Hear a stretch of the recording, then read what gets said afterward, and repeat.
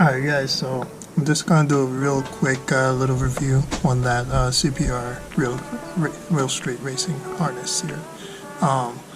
So one of the great things about it is that you can pretty much just disconnect the cannon plugs right here and check continuity between two ends.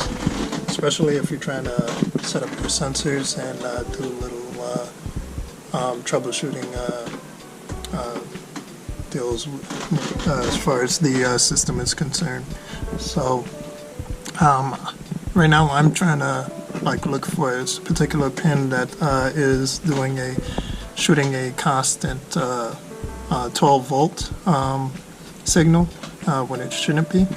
So I have one side of the harness disconnected.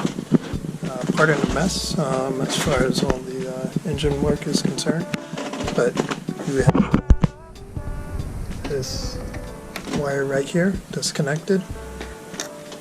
Pretty much just took my fluke meter, measured it in between two ends just to make sure there is continuity, and from there I was able to verify that that part of the harness is good.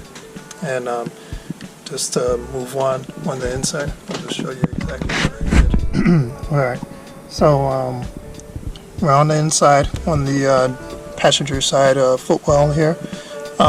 I got the connectors for the ECU right over here. So what I did, I pretty much just measured the continuity between two ends once again, just to kind of find my pin where it was shooting constant voltage. I was able to verify that this particular pin here, of course you can't see it, sorry about that, but the pin here was the pin I was able to verify shooting constant volts out. This harness is really great for doing troubleshooting like that, so just pretty much a great bang for the buck. Can't really say anything better than that. So now, based off of the wiring and the troubleshooting that I've done, I'm able to go ahead and just look at the pin numbers and pretty much just figure out exactly which pin I was looking for, and just figure it out from there.